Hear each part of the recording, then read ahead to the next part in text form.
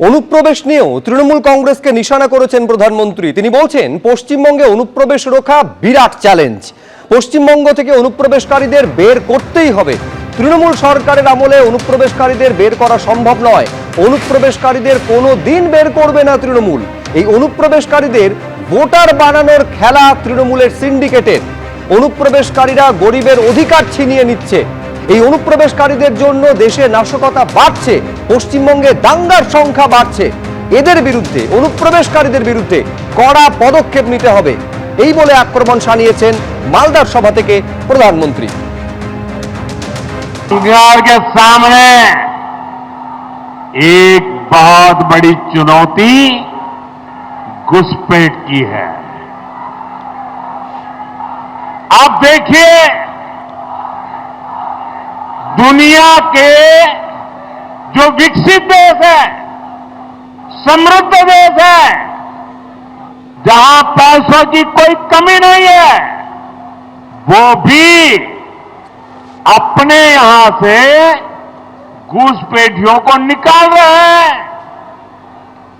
पश्चिम बंगाल में भी बहुत जरूरी है कि घुसपैठियों को बाहर किया जाए।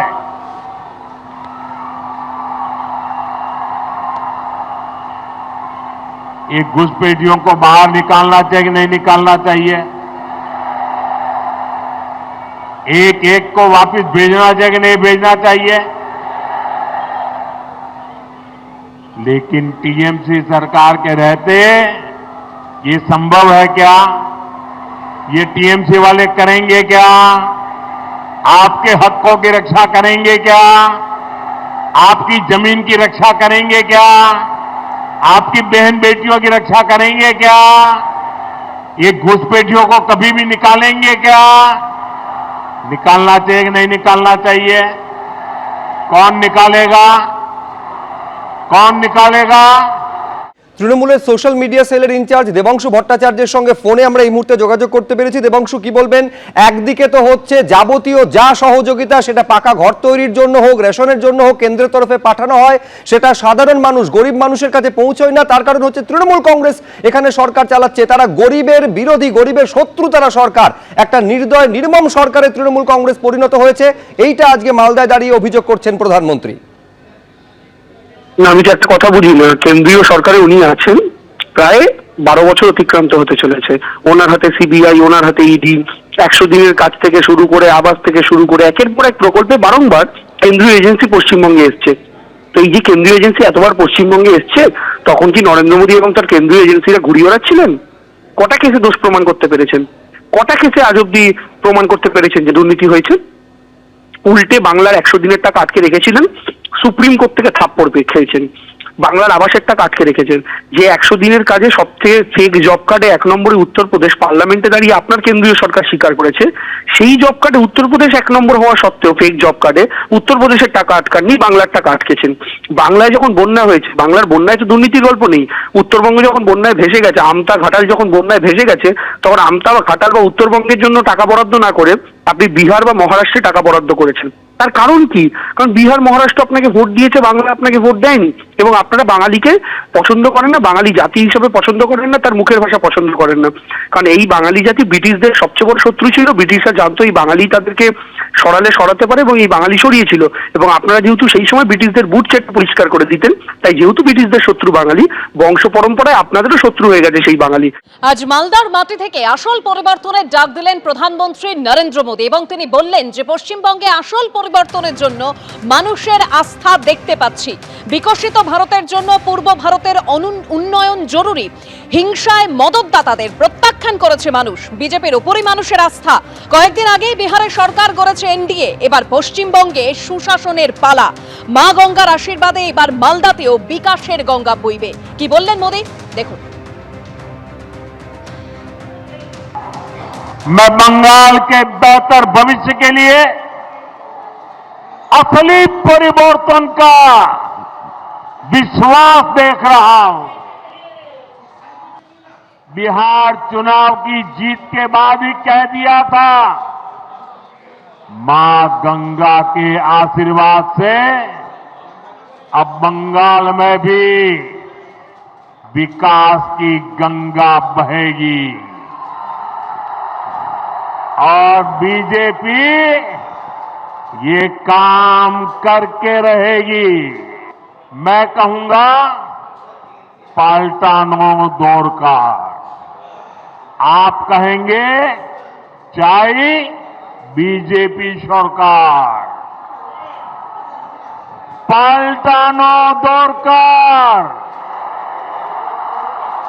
पाल्टानो दौड़कर, पाल्टानो दौड़कर, पाल्टानो दौड़कर, पाल्टानो दौड़कर, पाल्टानो दौड़कर।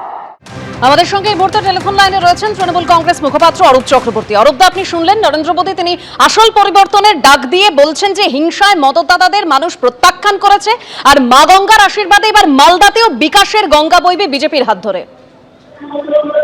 না, রাজ্যে কেন্দ্রীয় সরকার এমন বিকাশের গঙ্গা বইয়েছে যে গোটা ভারতবর্ষের মানুষকে 400 টাকার রান্নার গ্যাস 1000 টাকায় কিনতে হচ্ছে, পেট্রোল ডিজেল ডাবল দামে কিনতে হচ্ছে। এমন বিকাশের গঙ্গা বইয়েছে যে বাংলা ভাষায় যেখানেই মানুষ কথা বলছে সেখানেই বাংলাদেশি বলে তাদেরকে পেটানো হচ্ছে, বাংলাদেশে পাঠানো হচ্ছে, জেলে পোড়া হচ্ছে। বাংলার মানুষের ওপর এমন বিকাশ বইয়েছে যে বাংলার 100 দিনের কাজের টাকা সুপ্রিম কোর্ট ঘাড় ধাক্কা দেওয়ার পরও তারপরে 52,000 কোটি টাকা মেরে দিয়ে বসে রয়েছেন নরেন্দ্র মোদীর সরকার। এমন বিকাশ করেছেন যে বাংলার মানুষ এই শীতে আবার সে ছাদ না থাকায় মাথার উপর হিং করে কষ্ট পাচ্ছে, তবুও ওনারা বাংলার মানুষকে টাইট দিচ্ছেন। তো বাংলার মানুষ এই টাইট দেওয়ার বিকাশ চায় না। বাংলার মানুষ জানে 365 দিন সুখ দুঃখের সাথীর নাম মমতা বন্দ্যোপাধ্যায়। আর ওনারা নিরাপত্তা, নারী নিরাপত্তা, সুরক্ষা নিয়ে যখন এই বড় বড় ডায়লগগুলো দেন তখন গোটা দেশের মানুষ উন্নাও থেকে হাতরাস, মণিপুর থেকে একের পর এক জায়গা চোখের সামনে ভেসে আছে। তাই নরেন্দ্র মোদী যতই গালগল্প দিন প্রতিবার আসেন ভোটের আগেই একই মিথ্যের ঝুলি নিয়ে প্রতিবার মানুষের কাছে ঘাড় ধাক্কা খেয়ে ফিরে যান। 2021-এ বলেছিলেন আপকি বার 200 পার, বাংলার মানুষ মমতা দিকেই 200 পার করেছিল। 2024-এ বলেছিলেন ইসবার 30 পার, বাংলার মানুষ মমতা দিকেই 30টা আসনে জয়যুক্ত করেছিল। 29টা আসনে প্রায় বাংলার মানুষ মমতা দিকে জয়যুক্ত করেছিল। আর এবার যখন উনি বলছেন এবার বিকশিত ভারতের স্বপ্নে পশ্চিমবঙ্গে বিজেপির সরকার হবে, তখন আমরা নিশ্চিত যে ইতিমধ্যেই পশ্চিমবঙ্গে বাংলার মানুষের মনস্থির হয়ে গিয়েছে যে মমতা বন্দ্যোপাধ্যায়ের নেতৃত্বে, অভিষেকের সেনাপতিত্বে চতুর্থবারের মতো মামাটি মানুষের সরকার তৈরি হবে। নরেন্দ্র মোদীর এই মিথ্যের ফুলঝুরিতে বাংলার মানুষ বিভ্রান্ত হয় না বলেই বিজেপি বারবার প্রত্যাখ্যাত হয়। আর এবার এসআইআর এর নাম করে যে অসভ্যতামি শুরু করেছে, এই দলটার নাম ও নিশান, বিজেপির নাম ও নিশান বাংলার মাটি থেকে মুছে দেবে বাংলার মানুষ আগামী 2026-এ। ধন্যবাদ অরূপদা। এবিপি আনন্দ এগিয়ে থাকে, এগিয়ে রাখে।